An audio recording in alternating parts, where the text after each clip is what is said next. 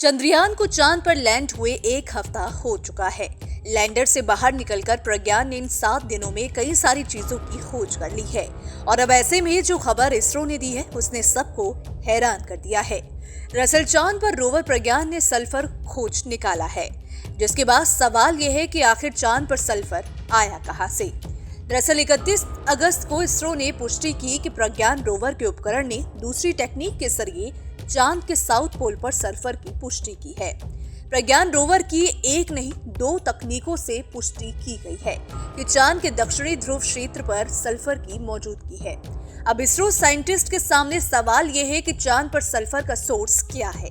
वो समझने की कोशिश कर रहे हैं कि क्या ये आंतरिक वजह है, ज्वालामुखी का फटना या मौसम संबंधी कोई कारण।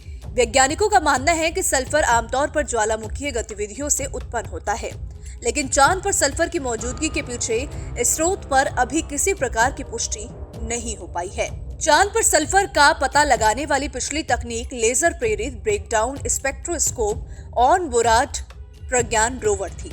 अब अल्फा पार्टिकल एक्सरे स्पेक्ट्रोस्कोप ने भी सल्फर और कुछ अन्य छोटे तत्वों का पता लगा लिया है।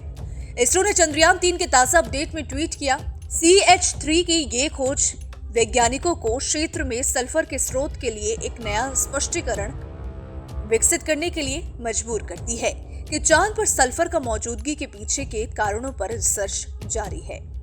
आंतरिक ज्वालामुखी या उल्का पिंड वजह। चलिए अब आपको बताते हैं कि चांद पर सल्फर का होना क्या मतलब है। वैज्ञानिकों को चांद की धरती पर सल्फर की उम्मीद नहीं थी, लेकिन रोवर के 2 तंत्रों ने सल्फर की मौजूदगी की पुष्टि की है।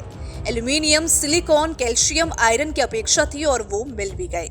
इसरो ने कहा कि चंद्रयान 3 के जिस दक्षिणी ध्रुवीय क्षेत्र में उतरा, वहां चांद की मिट्टी और चट्टानें किससे बनी हैं, ये अन्य उच्च भूमि क्षेत्रों से कैसे अलग है। ये वो सवाल हैं जिनका चंद्रयान 3 रोवर अपने वैज्ञानिक उपकरणों के साथ उत्तर खोजने की कोशिश कर रहा है। अल्फा पार्टिकल एक्सरे स्पेक्ट्रोमीटर नवीनतम तकनीक है जिसने चांद पर सल्फर की उपस्थिति की पुष्टि की है। इसरो के अनुसार APXS उपकरण चांद जैसे कम वायुमंडल वाले ग्रहों के सतह पर मिट्टी और चट्टानों की मौलिक संरचना के इन सीटू विश्लेषण के लिए सबसे उपयुक्त है। इसमें रेडियोधर्मी स्रोत होते हैं जो सतह के नमूने पर अल्फा कण और एक्सरे उत्सर्जित करते हैं। नमूने में मौजूद परमाणु सतह पर मौजूद तत्वों के अनुरूप विशिष्ट एक्सरे लाइनें उत्सर्जित करती हैं। इन विशिष्ट एक्सरे की ऊर्जा और तीव्रता को मापकर शोधकर्ता मौजूद तत्वों और उनकी प्रचुरता का पता लगा सकते हैं। Bureau report, team news nation.